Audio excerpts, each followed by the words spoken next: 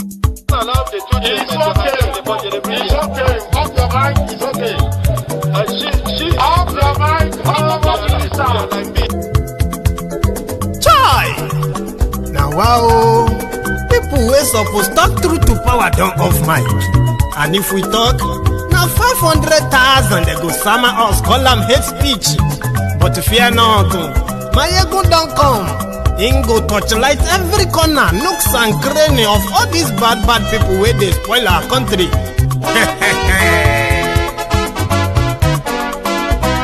So my people make we laugh, oh yo yo. Mayegun don come, oh yo yo. My people make we shout, oh yo yo. Mayegun don come, oh yo yo. Mayegun don come, man of the masses, oh yo yo. Mayegun don come, oh yo yo. Mayegun diary politico, oh yo yo. Mayegun don come, oh yo yo. This one na dey off in mind, oh yo yo. Mayegun don come, oh yo yo. Can he dey touchlight every corner, oh yo yo. Mayegun don come, oh yo yo. Okay, some people be dey holla say dem want the power. Chai, dem be promise us say we go get light and power. Dem hustle sote they can't get the power. But now they know they do anything with the power. Every day, dollar just they get it higher power over Naira. Still them talk say make we off mind. But thank God say Mayegun don come. So my people make you laugh, oh yo yo. Mayegun don come, oh yo yo. My people make we shout, oh yo yo. Mayegun don come, oh yo yo. Mayegun don come, man of the masses, oh yo yo. Mayegun don come, oh yo yo. Mayegun diary politico, oh yo yo. Mayegun don come, oh yo yo. This one not dey off in mind, oh yo yo. Mayegun don come, oh yo yo. Person wey dey do evil no one make person talk. Them say that Mayegun, that man too dey talk. He too dey talk. Say Mayegun diary, he dey hot like pepper. But every day then they take money in bulk. Poor man pikin dey the street dey hawk. Still them talk say make we no talk. But thank God say Mayegun don come. So my people make you laugh, oh yo yo.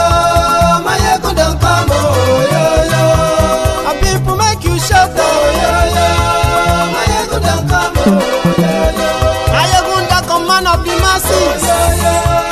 Mayegun don come, oh yo yo. Mayegun diary politico, oh yo yo. Mayegun.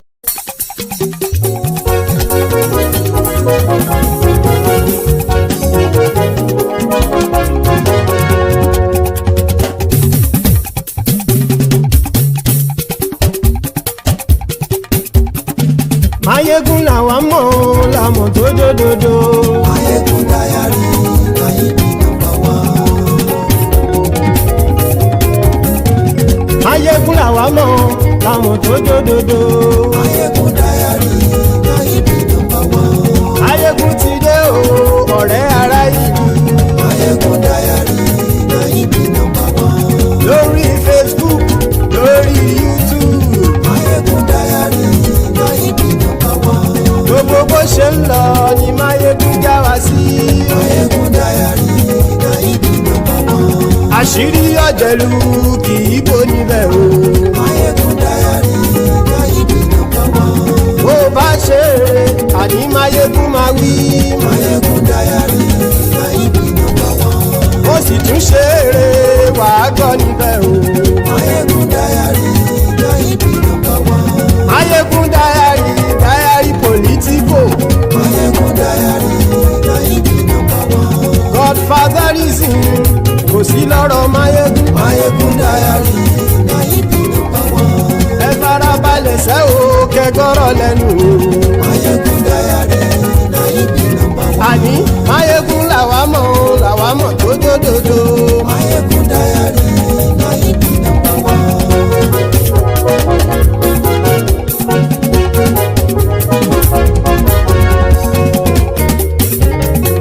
Àní ẹ̀sùn ràkì. Mayegun ti dé. Mayegun ti dé. Ọ̀jẹ̀lú ẹ̀sùn ràkì. Mayegun ti dé.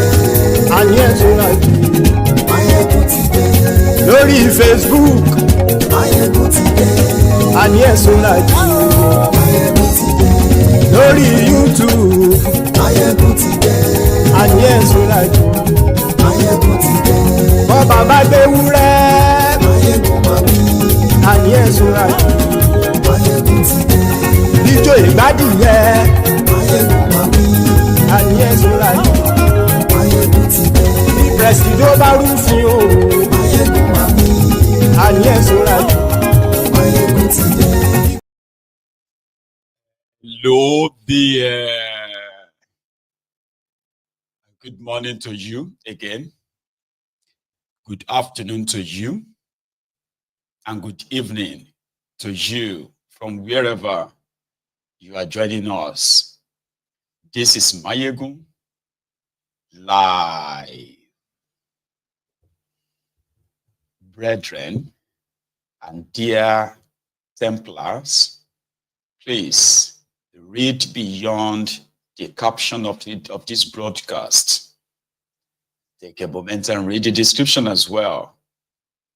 Like it, share it, to invite your friends and your not so friendly friends, your frenemies. Tell them that Máyégún is back. And we are starting tonight from the latest LAMBA. LAMBA means lies, unsubstantiated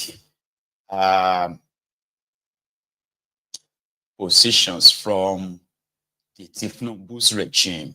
So I'm going to need you to not be a pessimist, okay? But someone, a lot of people who just want to put to use their brains. It's important that we clear that part. Tinubu's regime, Tinubu's illegitimate regime, has shown their ineptitude, their inefficiency, their all these things that are pretty much like depreciating, so to say, in public finance management, economic management, and all management altogether, except for the looting, which seems to have been like their real forte, so to say. Yesterday, that was the first time I saw the news. Number one, you just have to try to compare and contrast, and then you have the answer.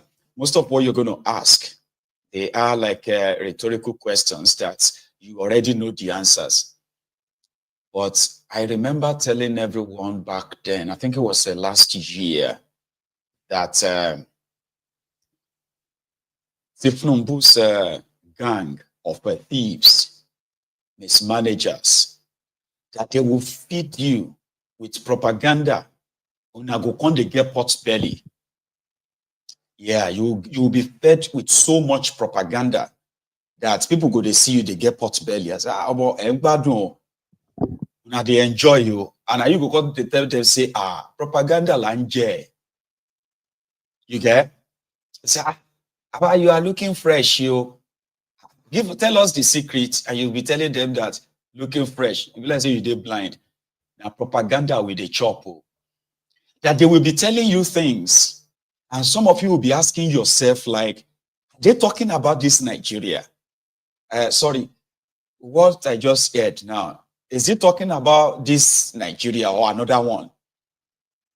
They will then gaslight you to say you are just an hater who never wanted Nigeria to get better. Yeah. I said that like over a year ago, and it's already happening.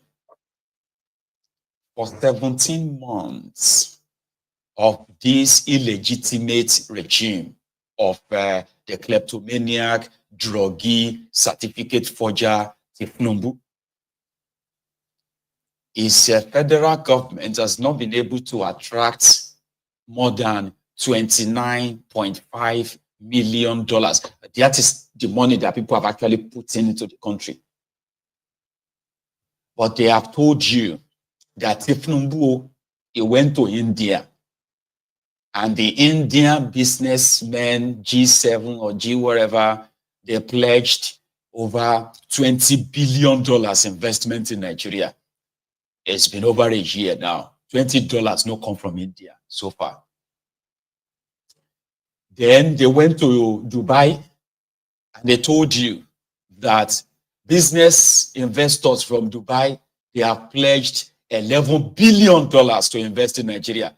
$11, they don't invest. And they also went to America, where they told you that Microsoft, Tesla, Elon Musk, all these billionaires from America, they were all fighting to see COAS. Remember? Then they said, it was a success because COAS has attracted over $50 billion investment to Nigeria. $50 no come from the place till now. And if you question them that how far with all these investors that you said, all these things, go and read them online. Go now, go and check at Google. We see all these lies coming from the Werey that they smoke a gum. That one where they smoke latrine. On Ofunuga, from whichever part of the hellhole he is currently lodging inside the contraption. He is the one that is always cooking the figures.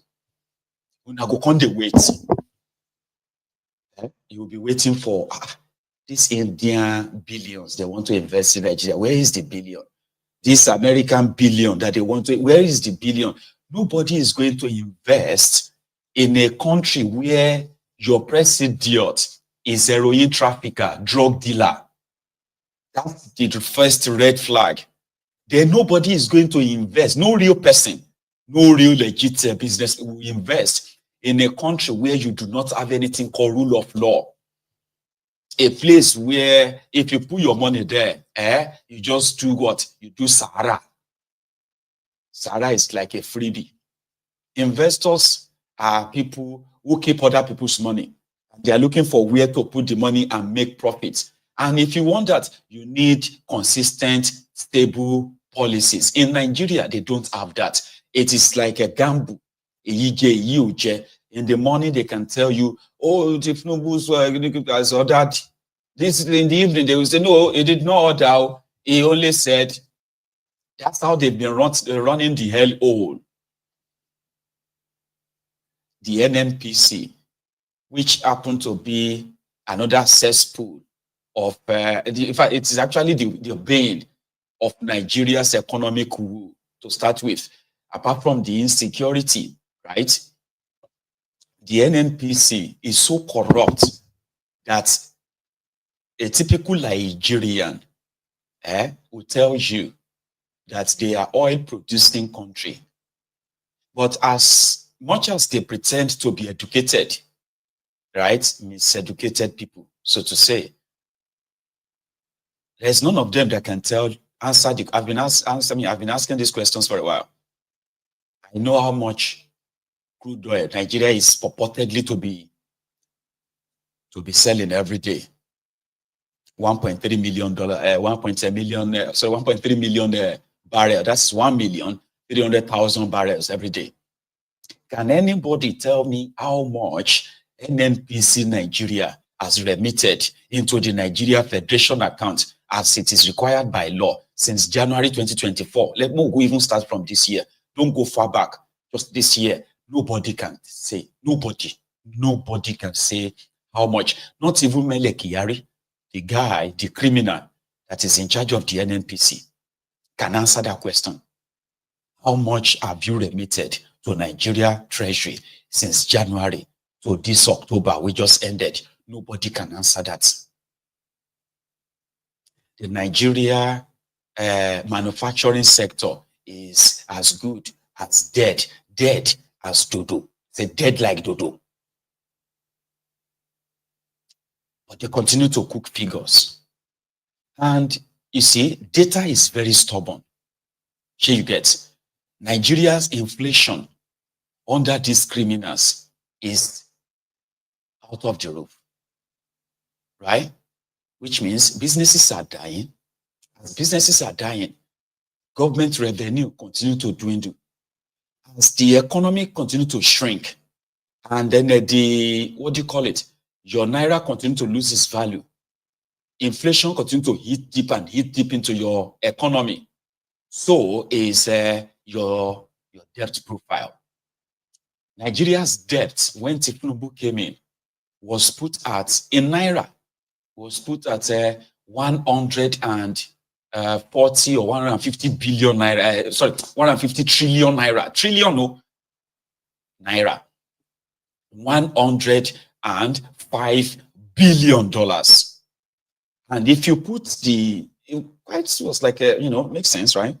Then they said the official exchange rate of Nigeria's Naira to dollar was put at 410 Naira to a dollar, even though black market was like a 700 Naira to a dollar. So that means if your debt is 100 and let's say $120 billion, you just multiply it by 400 Naira or 410 Naira. And then you'll be getting something around 150 trillion. Today, Nigeria Naira to dollar is official, not like black market, to 1,710 Naira. That is more than double what it was last year before this Oluwole Chicago accountant became your president. Nigeria economy shrank from $258 billion GDP, shrunk to $191 or $189 billion. Nigeria economy lost more than $60 billion in a space of 17 months. So where they started from, right? They said that the Nigeria unemployment rate, since tens of thousands of businesses have closed down in Nigeria, millions of jobs have been lost. Majority of those who were shouting renewed hope just last year, this time 2 years ago, some of them have become olushi. Some of them have either sold their cars or they just can't drive their cars anymore. Businesses who are still like managing under Bokwari, some of them are dead now. So where do you think? And Tinubu, on the other hand, has continued to increase the taxes left, right, and center. So you see, all of these things may be sound to the layman. It may be sounding like, okay, what is really going on? Don't rush. Don't rush. We're going to take it one by one, and then you will be asking the questions. And like I said, there will be rhetorical questions where you already get the answer. I mean, as you're asking, you'll be like, So what about, you get, Nigeria has lost so much money to the point that Tinubu and his gang, they have been printing money like never before. And I'm talking about not just printing money to replace dirty money. You see all the dirty money everywhere. The other day I said, if you go on and check today, you will see money printed in October 2024. Somebody said, well, it's the duty of the central bank to always print money so that they can always replace dirty money. Now, every month, when they replace every dirty money, they are not printing money to replace dirty money. They are printing money as if to say they'll be printing press, right? In order to cover for, number one, whatever they are doing with your crude oil money. Because normally they were supposed to sell, bring the money, share the money. But the NNPC and their gang, like they were doing under Bokwari, they can't give accounts of what they have been selling. So Tinubu made an announcement and said, all the money printed by Bokwari, ways and means, he has paid it off when he didn't. So that he can have a clean slate of printing his own.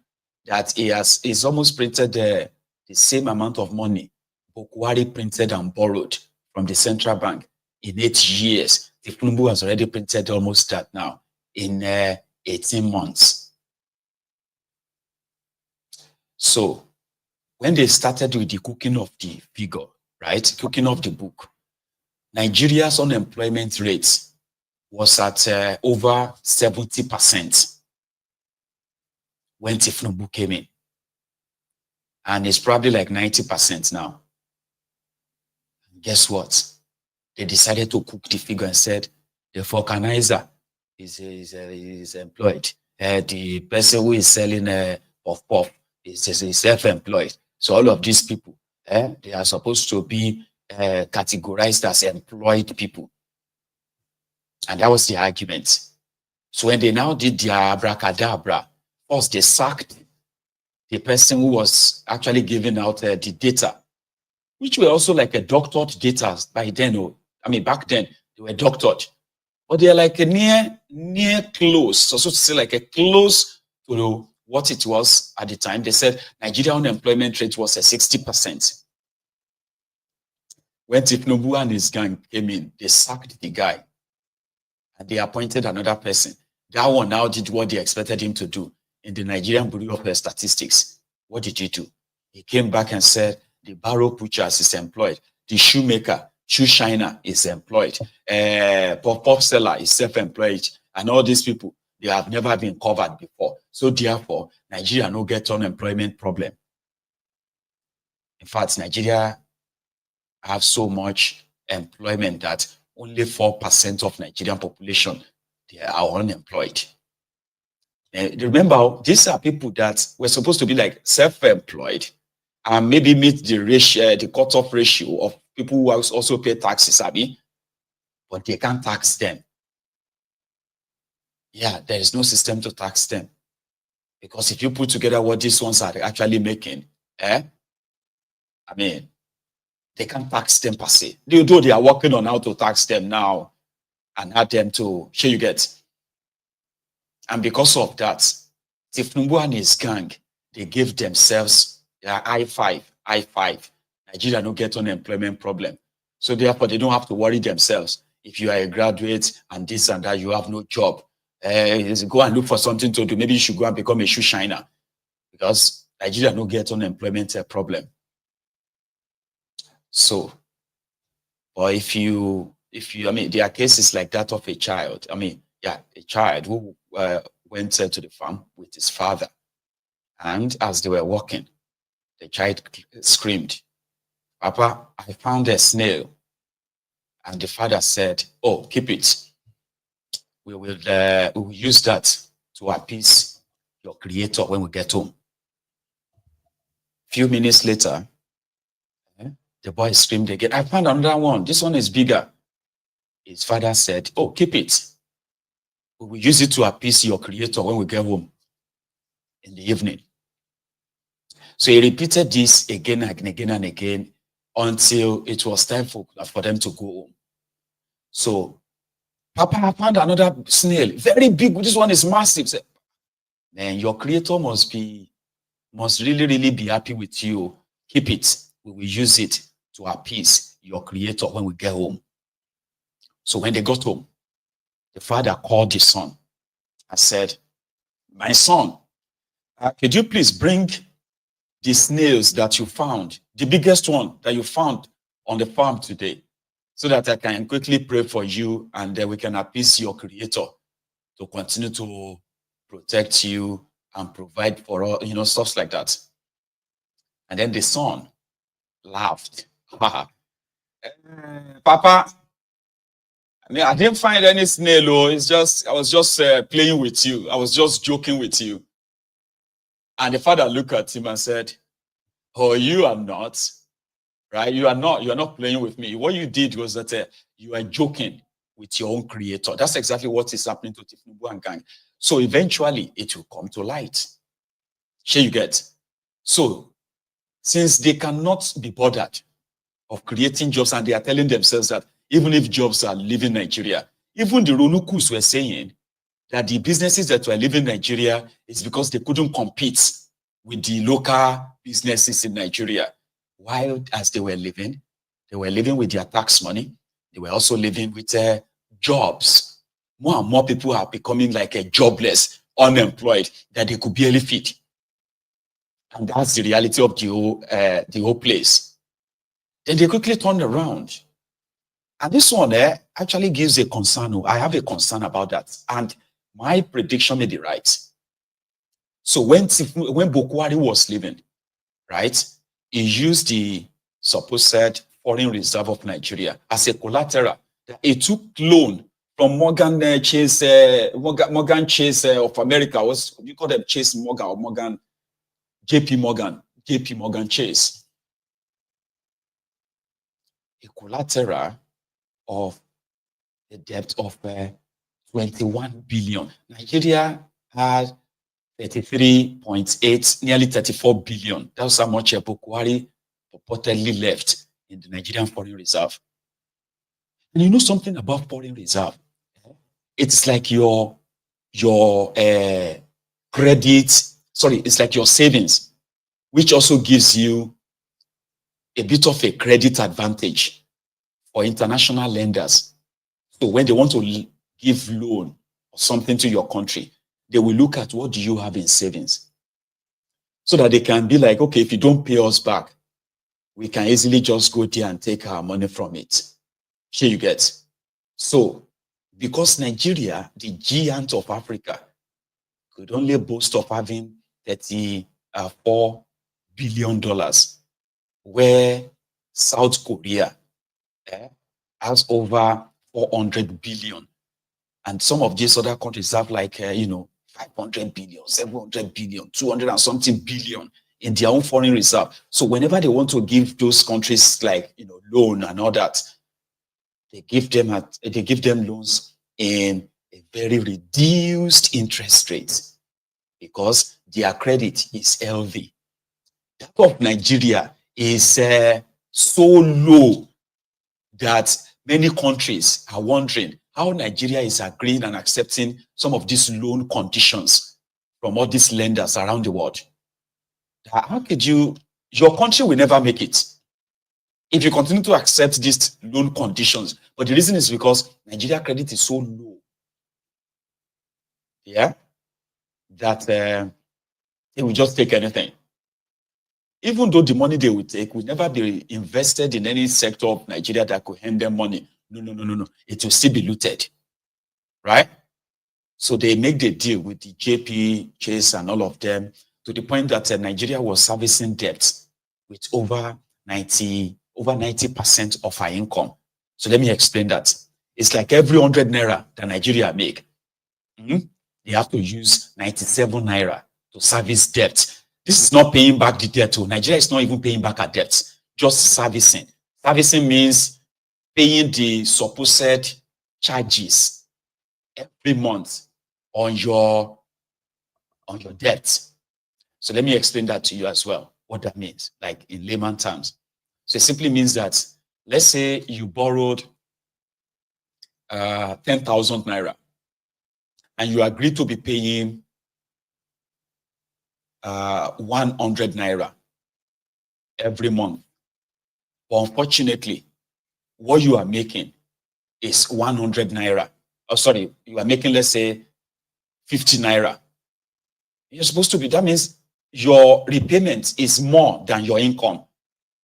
So, and if you don't pay, they will charge you. Nigeria just accepted to be paying the charges on it. Now, let's say the charges is, you are supposed to be paying 100 Naira, right? And the charges is 20 Naira. Sorry, the charges is, for example, the charges is 45 Naira. If you don't pay us the 100 Naira on your loan, we are going to charge you 45 Naira. And you are like, you know what? I don't get 100 Naira to pay. I'm not even making 100 Naira. Okay, charge me. I'll pay you 45 Naira. Meanwhile, you are only making 50 Naira every month. Your 10,000 loan is still there. You are not paying anything back.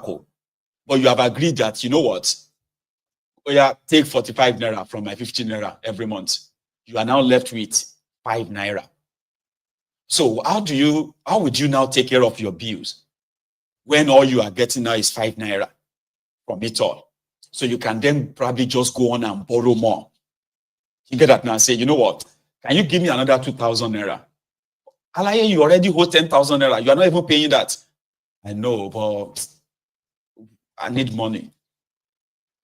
Say, okay, don't worry, we'll give you 2,000 naira, but the interest is 30% interest. So that 2,000 naira, you are going to use that to pay 2,600 naira. Yeah, I know. Plus the 10,000, that's 12,600. Yeah, I know. If you don't pay us, this time you will be paying us 120 naira every month. I know. But if you don't pay us the 120 naira, we will be taking 47 naira from your money. It's okay, take it. This is the kind of economic arrangement that these guys did, right? So the foreign reserve that is so low means that Nigeria is in minus. The rating is a minus. So Nigeria is a high risk when it comes to loan, right? I mean, to giving them loans. So it's like Nigeria is a high risk country. There's possibility that everybody that gives them loan will lose their money. But they still give them anyway. Because somehow, Nigeria have something the lenders could probably take. And if we want to take anything from you, this is another terrible deal about your foreign reserve. Rather than possibly pay, for example, let's say, oh, hang on, what is this? That's a special rock from my country, from my house. Sorry, my backyard. Oh, special rock. That's a very precious one. Oh.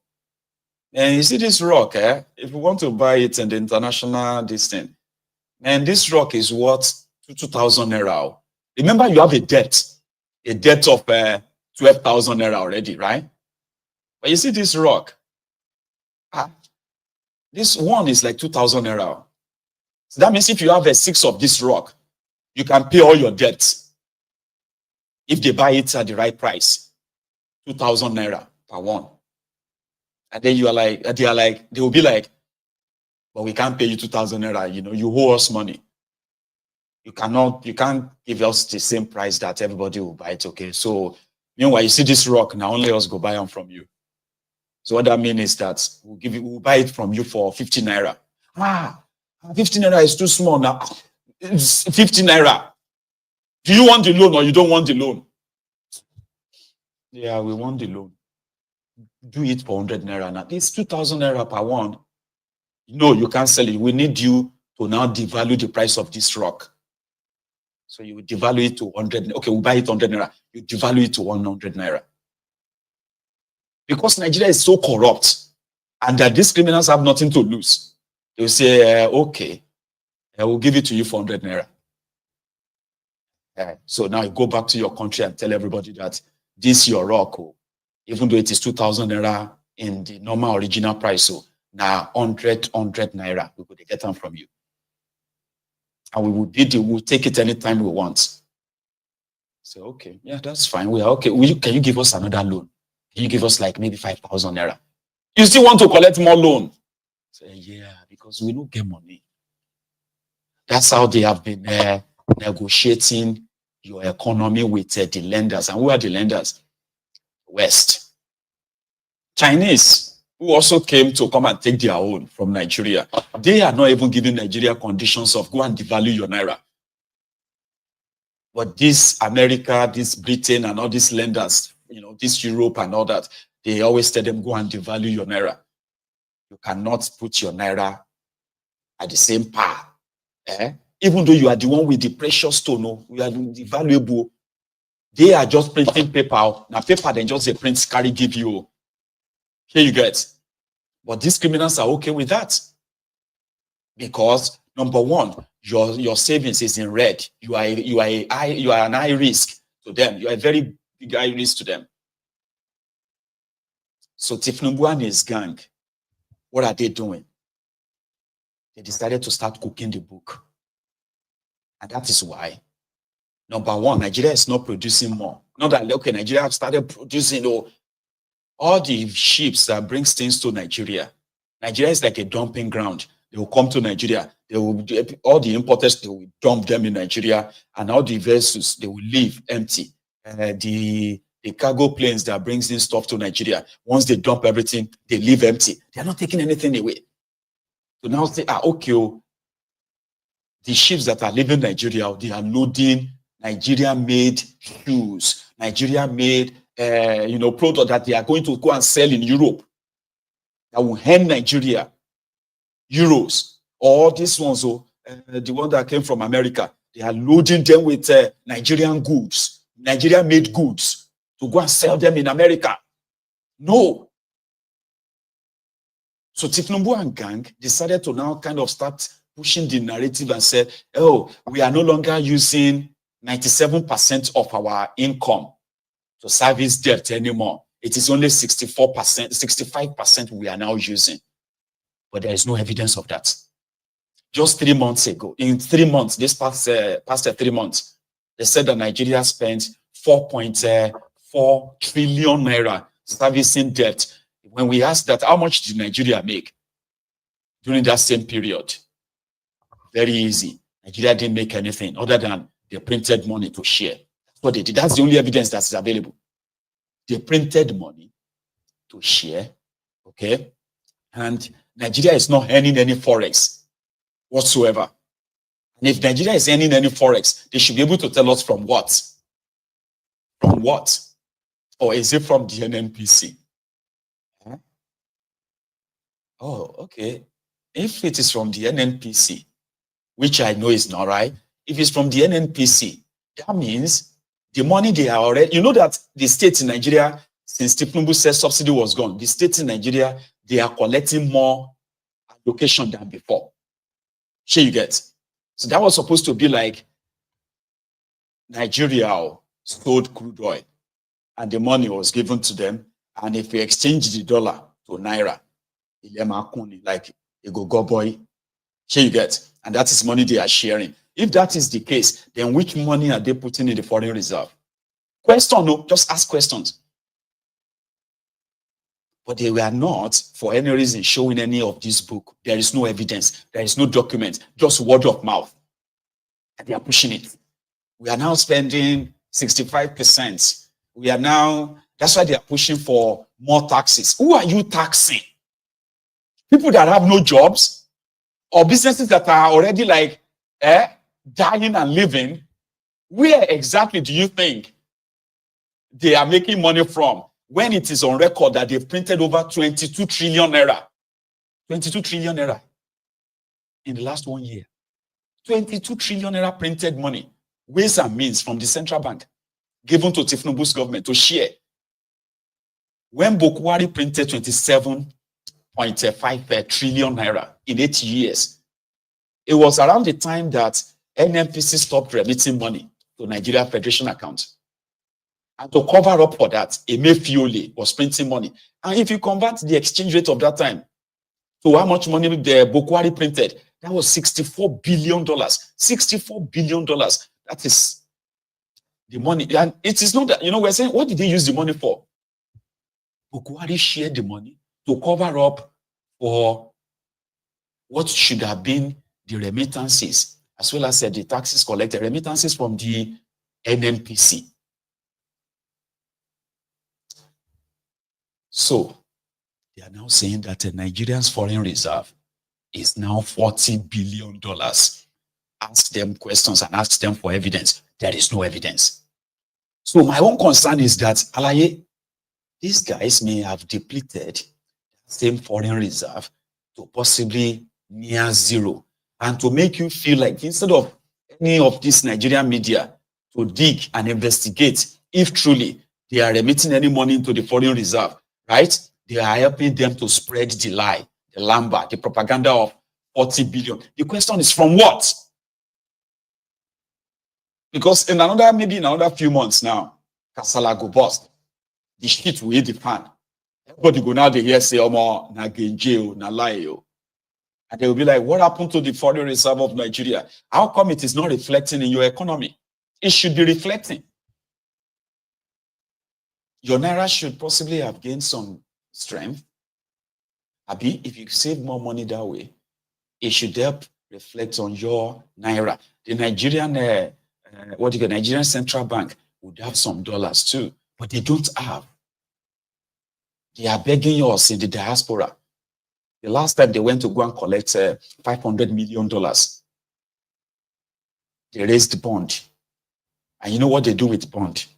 The bond is a very quick cash, right? And they will use the crude oil. Yeah, the crude oil as collateral. So when they raise bond, they say, we need 500 million. So if you have $10,000, if $500 million, so if you have where there are, you know, some of these, some of them actually do buy it that way, right? So their bond is like saying, we need $500 million. And that $500 million is like a quick cash. So I can put 10,000 bond. I will get, and they will tell you that it is 30%, 30% interest. So in a year, so if I put $10,000, I'm going to get $13,000 in return. So that simply means that if you put 1 million, you're going to get $1.3 million, $300,000 quick profit. But they collected the bond, they've collected the bond. And the next few months now, the bond will mature.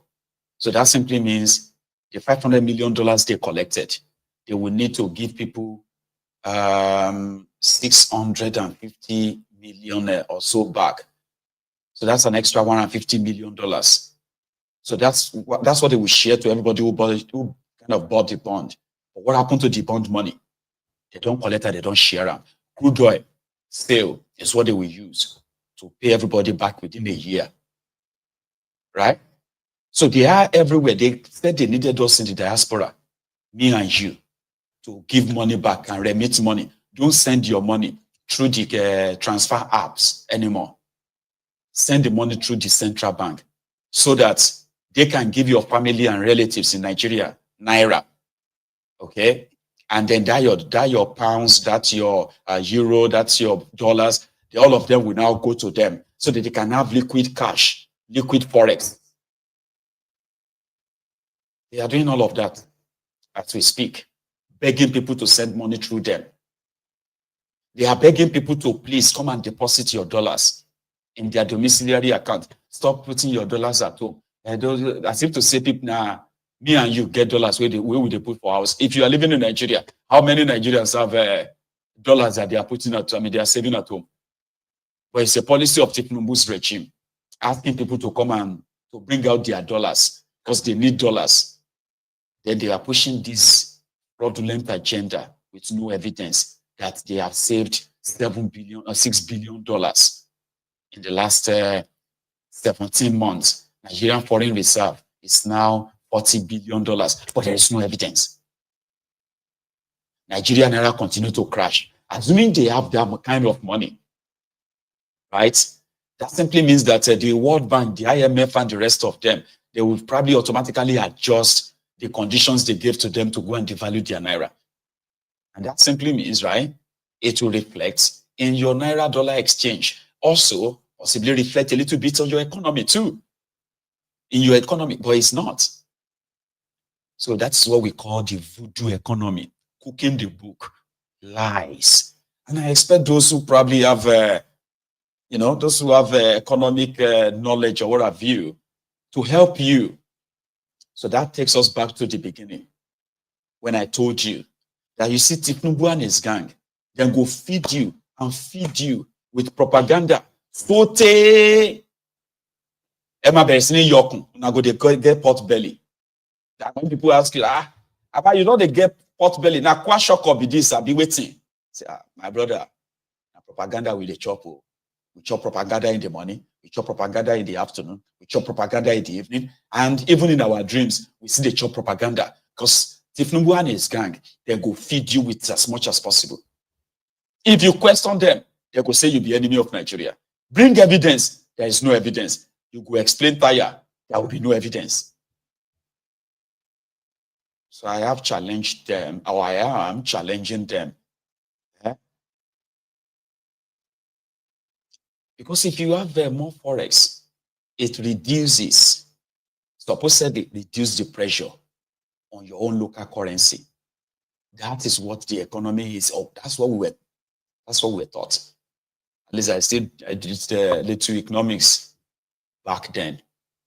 I may not even remember all the terminologies and all that anymore. But Today, things are tougher because what they are feeding you, they are lies.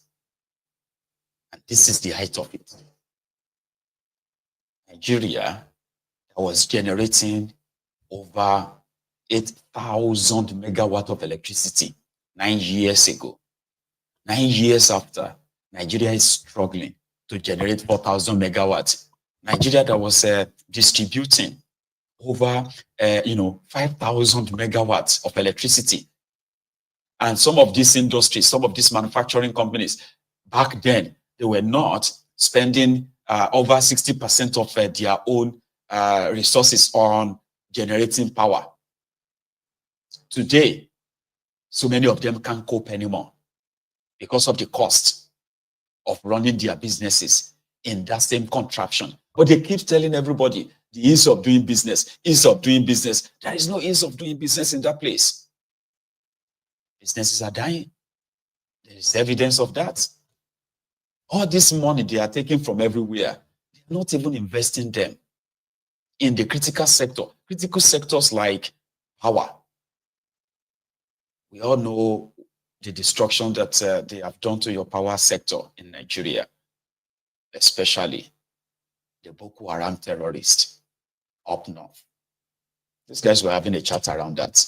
Collapsed the national grid, left, right, and center. Listen to this one. It's quite unfortunate. I have concurred with what Professor Oke said.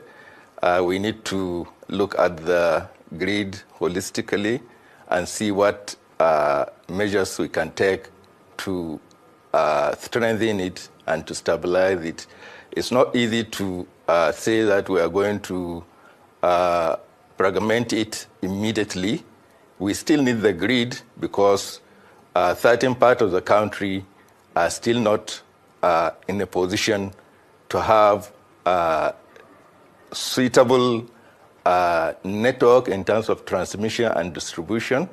So if you say you're going to regionalize it, those other sectors of the country or regions of the country will definitely suffer. Generation is lopsided. It is mostly in the southern part of the country. We have here in the north, we don't have adequate generation, so there is always voltage issues there. We know when stability of power depends on voltage and frequency, which has to be in a predetermined limit. What we just experienced on Thursday is a result of the frequency shootout to over the limit allowed.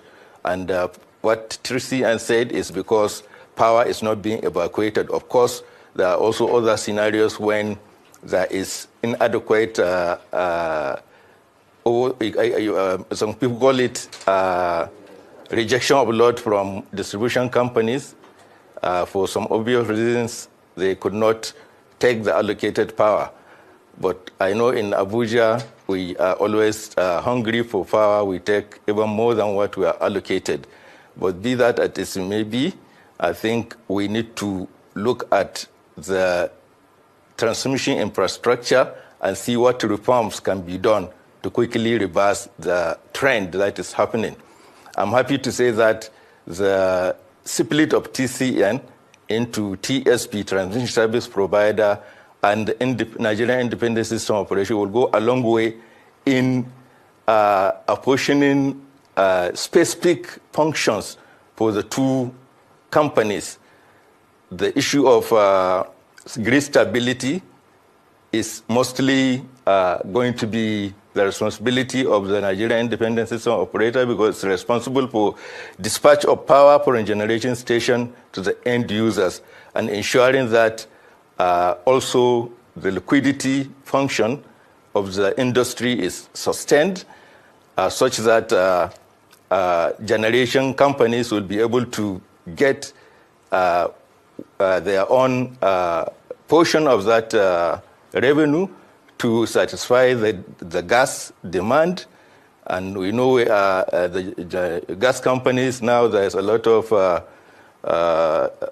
debt which federal government is trying to come in to solve, but we don't want that to start to be accumulating. We want a situation whereby power that is generated is properly paid for by customers, and all stakeholders in the industry are being paid for the services they render.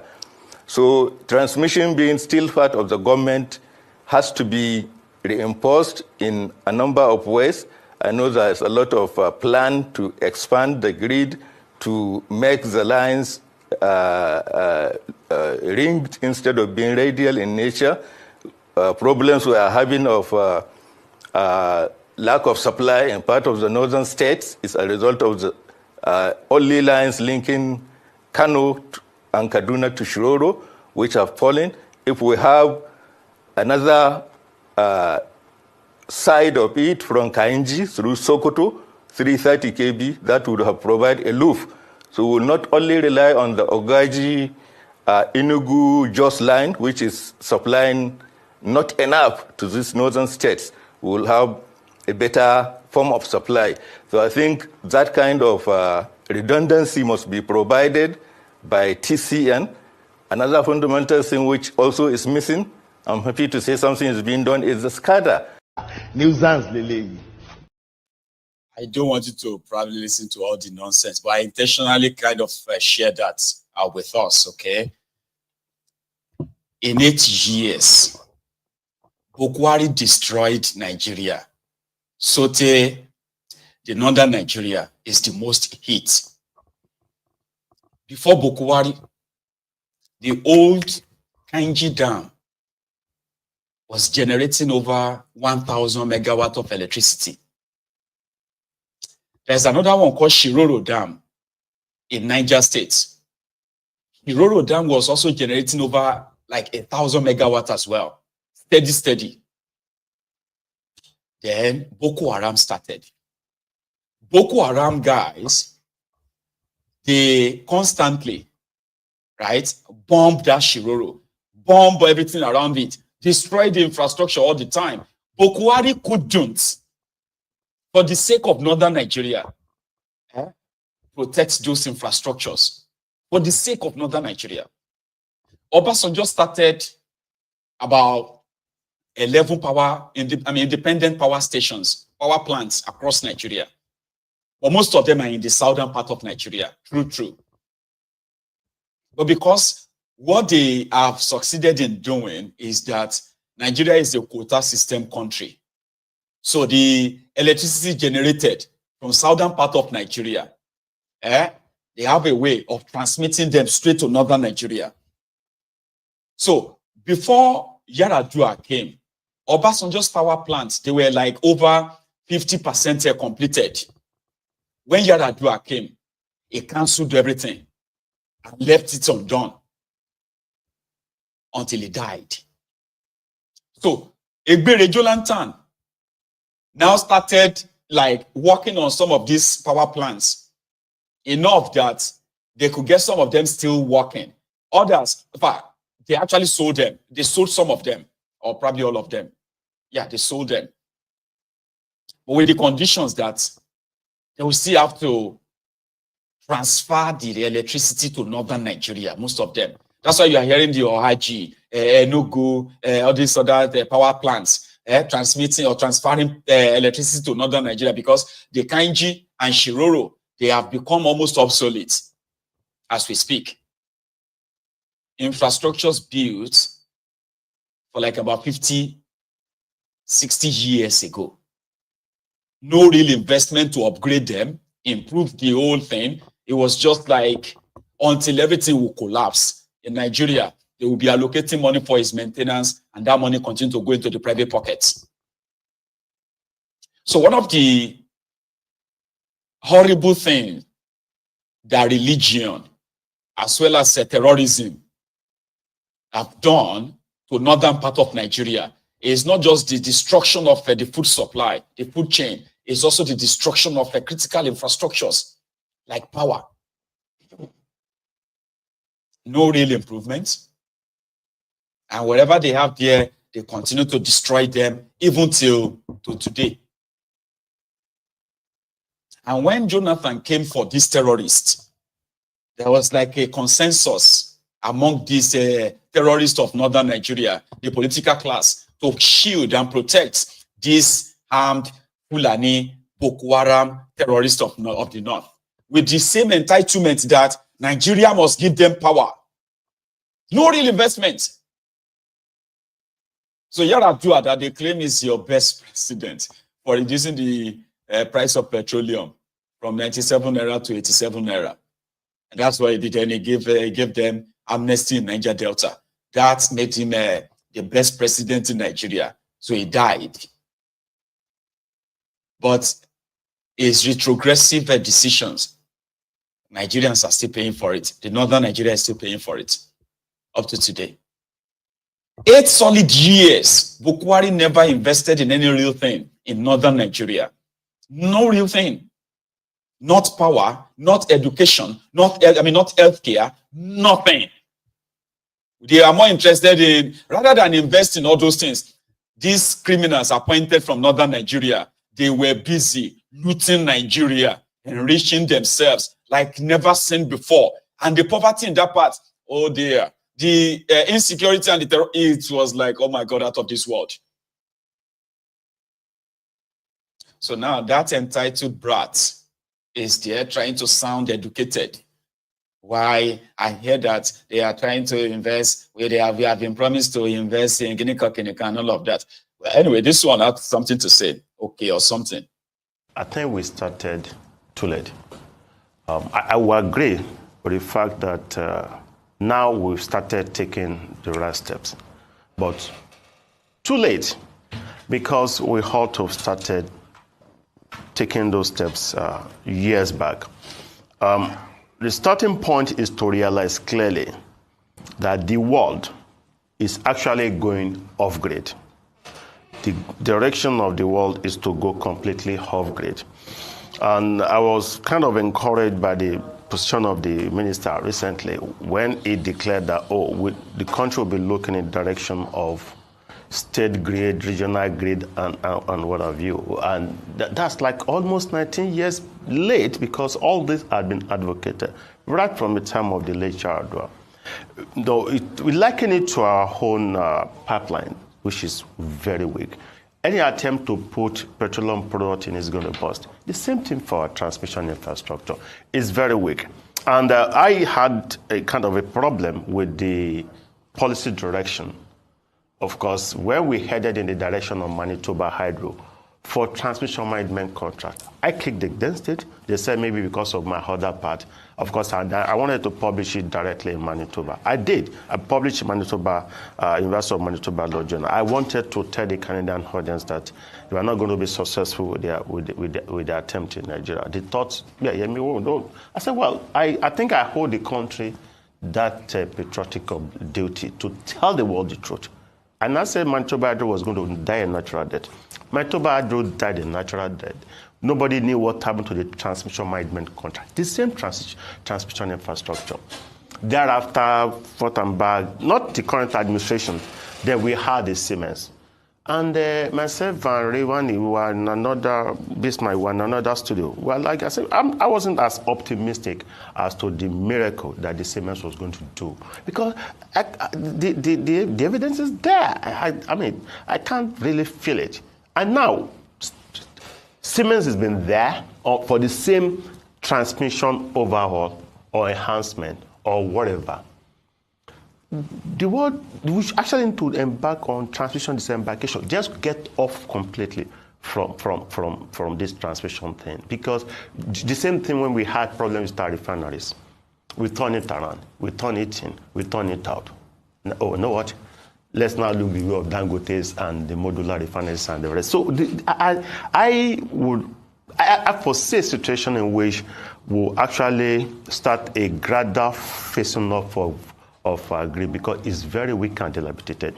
We have idle megawatts that cannot go on the grid. Any attempt to put idle megawatts on the national grid is going to bust. And last 3 weeks when we had 2 weeks when we had this kind of blackout, I did the mathematics. I felt the current transmission has actually fared slightly well, because previously I predicted like 15, 16, in October. up until recently, we had about 10, and there's a kind of slight drop in it. But this one was, of course, according to the press statement that we read, which I also read, was due to an attempt to put things right. But then, too late. But I agree with the fact that we started doing the right thing, particularly under the current. All talks, but he says something meaningful. I mean, number one, your national grid will continue to collapse. But let's assume I want to give you an idea. And it's not that you watching me will be the one to implement the idea, but just for this conversation, okay, so that you will know. Nigeria needs to break up so many things. Break it up and break it up that we talk about. Break it up to save lives. It's for so many things. Number one, electricity should be generated. If electricity is generated in a place, it should be sold to the people there. There are so many means of generating electricity. You see this transmission, transferring light, electricity from Enugu, Abia State, Imo State, to transfer them to northern Nigeria, generate electricity from Keregu, generate electricity from Ogun State, Lagos State, and then begin to mount wires like all these cables to be transmitting them to northern Nigeria. Is so archaic, so old. But because Nigeria is a place where the whole arrangement is to rob Peter to pay Paul. The northern Nigeria is the poor husband. The southern Nigeria is the rich wife. So they cannot separate them. The northern Nigeria will suffer. This is the narrative of the criminal politicians in Nigeria. And they believed it. They believe that narrative. Like, in Kano State alone, they have more than 29 dams. Yeah, you heard me right. 29, Kano has more than 29 dams.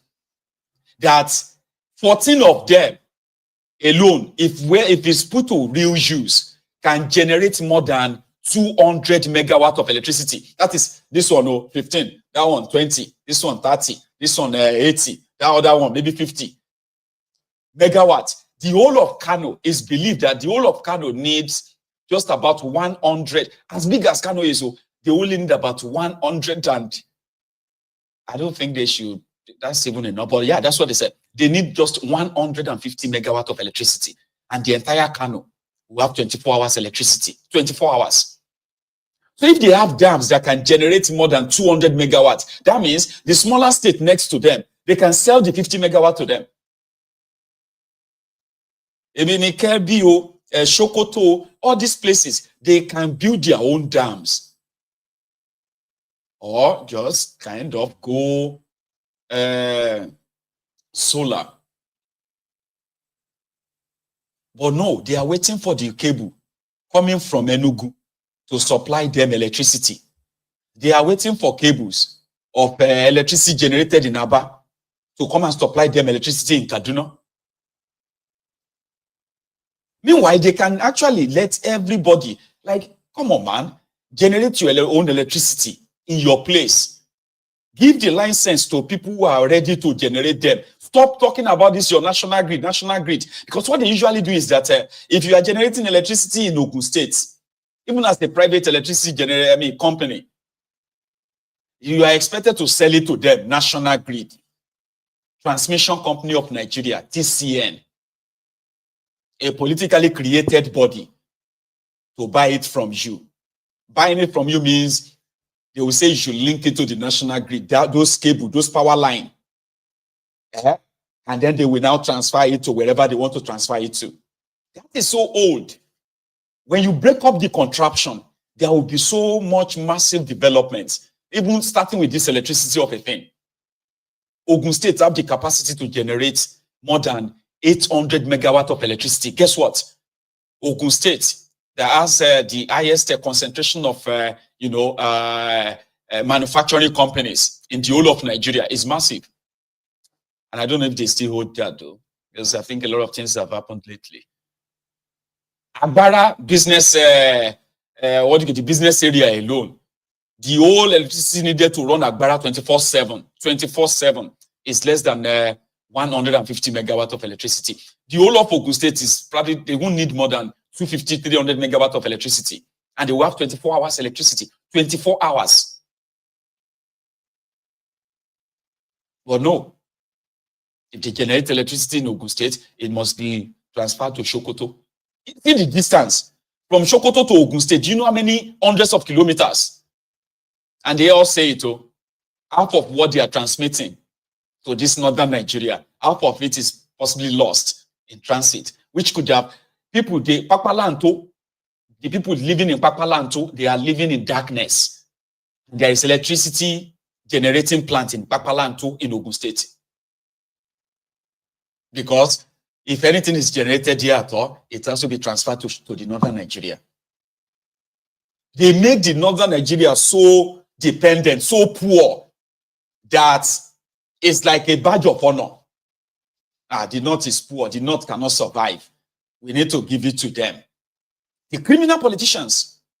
So when you break up the contraption, you can just imagine the level of development, the level of growth that will happen. And if you are having so much production from every corner of that place, right?